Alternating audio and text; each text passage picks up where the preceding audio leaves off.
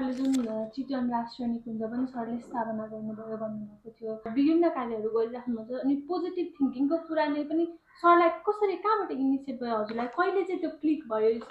छोरी सबभन्दा पहिले के गर्नु, कुनै पनि ठाउँमा काम गर्ने बेलामा जागिरी मनस्थितिबाट काम गर्नु हुँदैन। मैले 5 वर्ष जागिर खाएँ होइन, डिएफओ भएर काम गरेँ र कहिले पनि मैले जागिरी मनस्थितिबाट काम गरिनँ।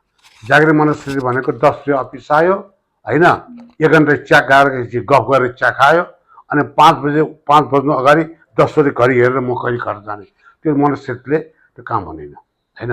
जागिरी मनस्थितिले काम गर्ने मान्छेले काम ठगिरहेको हुन्छ। जागिर गर्ने बेलामा आफ्नो जिम्मेवारीबाट ठग्नु भनेको आफूले ठग्नु हो। त्यस कारण मानिसले मनमा इमान्दारी, काँधमा जिम्मेवारी र दिमागमा समझदारी राखेर काम गर्यो भने होइन धेरै कुराहरू गर्न सकिन्छ होइन। मान्छेले ठुलो काम गर्नको निमित्त होइन पद, पावर र पैसाको आवश्यकता छैन। तपाईँको जीवनमा चाहतको आवश्यकता छ। म यो गर्छु भनेपछि सपना हेर्छ र सपना र विपनाको तालमेल मिलाउन सक्यो भने धेरै काम बन्छ। त्यसैले म जागिर खाने बेलामा होइन, चितवनमा गएर जागिर खाने बेलामा म त्यहाँ त्यसै बसेर होइन, तलब पचाएर तलब पाकेर 1 गति तलब पाक्यो अनि चाहिँ तास खेल्यो अनि खेलकुद गफ गऱ्यो होइन। देशमा सबै चोर म मात्रै ठिक भनेर गफ गर्छ, त्यो मात्रै गरेको भए त्यसै हुन्थ्यो। तर म त्यहाँ पछि म केही गर्छु होइन, म यहाँ कहीँ यो समय मसँग केही गर्छु भन्ने एउटा चेतना, केही चिन्तन भन्ने एउटा सपना बोकेपछि केही गर्न मन लाग्छ। जब तपाईँ केही गर्न मन लाग्छ नि अनि चाहिँ त्यसले तपाईँलाई आकर्षण गर्छ, सोच्नुहुन्छ तपाईँ होइन। केही गर्छु भनेपछि त्यो आफै आफ्नो आकर्षण प्यासन हो। त्यस कारण प्रोफेसन भनेको जागिर हो, पेसा हो। प्यासन भनेको सोख। जब प्रोफेसनमा प्यासन जोड दियो भने त्यहाँ आर्ट हुन्छ, कला हुन्छ, सोचको कला, कल्पनाको कला, परिकल्पनाको कला, यी सब आर्ट हो। आर्ट भनेको पेन्टिङ मात्र होइन, आर्ट भनेको कल्पनाको कला। यो आँखा चिम्लेपछि सबै देख्ने, आँखा चिम्लेपछि कसो, त्यो हेरेपछि केही कुराहरू आँखा चिम्लेपछि सोचिन्छ होइन। काम गर्ने चाहत, काम गर्ने प्यासन भयो भने धेरै चिज। त्यसैले त्यहाँ काम गर्ने बेलामा काम त गरियो। यतिको राम्रो जङ्गल, यतिको राम्रो जङ्गली जीवजन्तु, संसारमा नपाउने जीवजन्तु हाम्रो नेपालमा छ।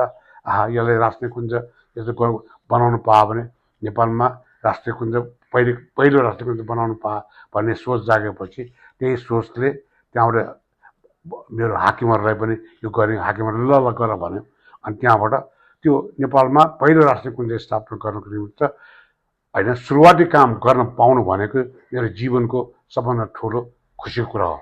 आज मलाई होइन मेरो जीवनमा जब आफूलाई एउटा चिन्छ, बुझ्छ र सपना हेरिकन अगाडि बढ्छ, त्यो मान्छेले योगदान पनि दिन्छ, काम पनि गर्छ।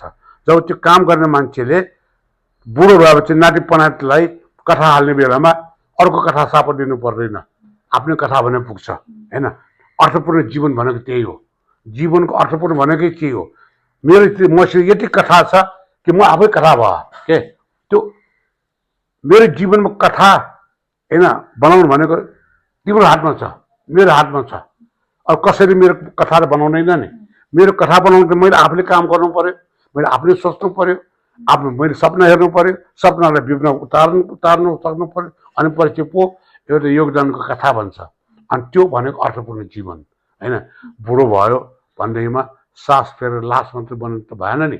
सास फेरुन्जेलसम्म जीवनमा आश गर्ने, आश गरुन्जेलसम्म विश्वास गर्ने, विश्वास गरुन्जेलसम्म बाँच्ने, अर्थपूर्ण जीवन बाँच्ने, त्यही त हो जीवन भनेको होइन। त्यो भएपछि ठुल्ठुलो हाम्रो ठुल्ठुलो महाकविहरू छ यहाँ नेपालमा, थुप्रै मान्छेहरू छ नि होइन। अहिले त्यो खलनायकलाई नायक बनाउने देश भएको हुनाले ती सब नायकहरू हराएको मात्रै हो। नेपालमा धेरै नायकहरू छ नि, धेरै नायक छ त देखिँदैन। त्यो अलिखित इतिहासमा हराइरहेछ होइन। इतिहासमा त कस्तो खलनायक छ भने जसले बदमासी गर्छ त्यो मात्रै खलनायक छ होइन। यो हाम्रो विडम्बना हो, देशको विडम्बना। थुप्रै राम्रो मान्छेहरू छ नि होइन, त्यसलाई हामीले पुज्ने, त्यसलाई सम्मान गर्ने हामीले चिनेको जानेकै छैन। खालि त्यो राजनीति आयो, मन्त्री भयो, प्रधानमन्त्री भयो, राम्रो गर्यो कि नराम्रो गर्यो, कसलाई के थाहा होइन।